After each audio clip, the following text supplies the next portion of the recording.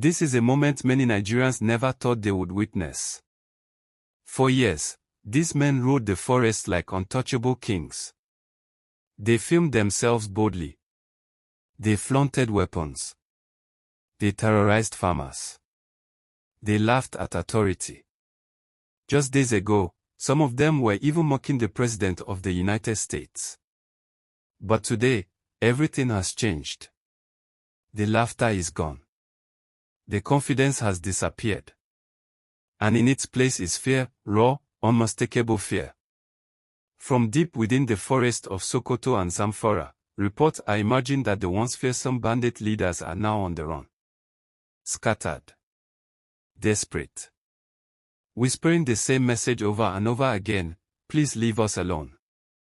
This is Nigeria today, and we're breaking down exactly what is happening right now, where they are fleeing to, why this movement is a serious warning for other states, and what this sudden shift from defiance to panic truly means for Nigeria's security. If you want real, on-the-ground updates before they hit the headlines, please like this video and share it. It helps us reach Nigerians who need to understand how fast the security map is changing. And if you haven't subscribed yet, now is the time. Turn on notifications, this story is unfolding by the hour. Let's rewind to Christmas Day, December 25, 2025. While families across Nigeria were sharing rice, chicken, and laughter, the skies over Sokoto were unusually active. We can now confirm that the United States military, working alongside Nigerian forces, carried out precision airstrikes on terrorist hideouts in the northwest. Targets included Lakurua and ISWAP elements hiding around Tangoza and Ilela. These were not warning shots. These were decisive strikes. Missiles launched from advanced drones struck with devastating accuracy. When the dust settled, the forest was no longer a place of safety. Fast forward to today, December 28. Survivors are talking. Intercepted communications and intelligence reports reveal chaos inside the camps. An audio clip now circulating, allegedly from a mid-level commander, captures the fear clearly. His voice trembles as he admits, "This is not what we agreed to. We cannot fight the sky. Please, leave us alone." He wants others to abandon their camps because, in his words, the white man's bird does not miss. That single admission says everything. For years, these groups felt powerful because they understood the terrain. They could ambush soldiers. They could disappear into the forest.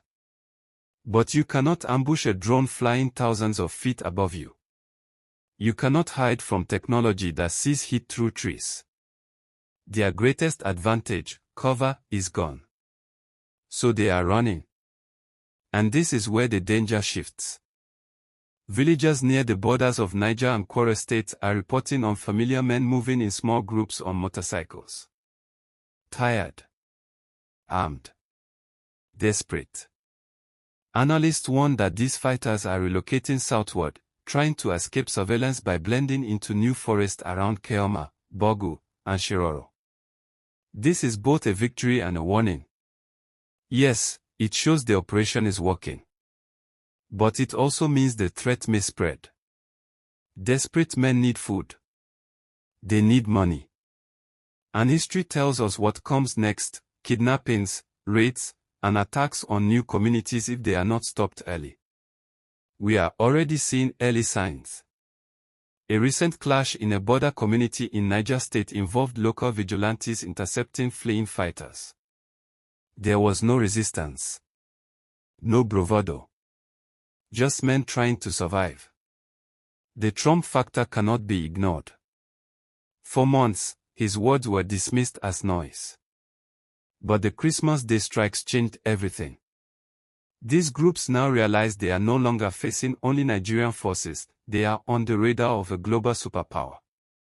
And when that reality sinks in, sleep becomes difficult. Still, important questions remain. Are we ending the threat, or simply pushing it elsewhere? Governors in Niger and Kwara must be on high alert, strengthening community security before new camps can form. Nigeria cannot afford another Sambisa. There is also a humanitarian concern. In their panic, these groups are reportedly dragging hostages along as human shields, hoping to discourage further strikes. This makes every decision more delicate and every operation more precise.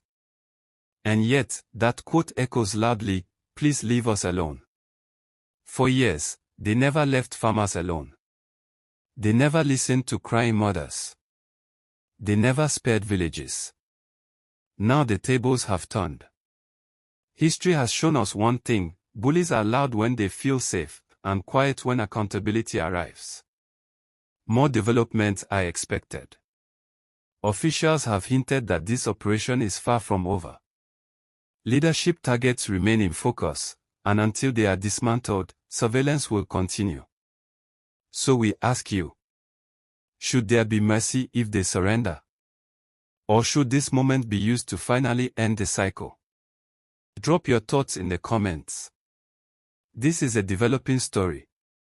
If you live in Niger, Kwara, or southern Kaduna, stay alert and report unusual movements. A wounded beast can still be dangerous. Thank you for trusting Nigeria today. Like, subscribe, and stay with us as we track every movement, every decision, and every turning point. Stay safe. Stay informed. Because one thing is clear: the game has changed.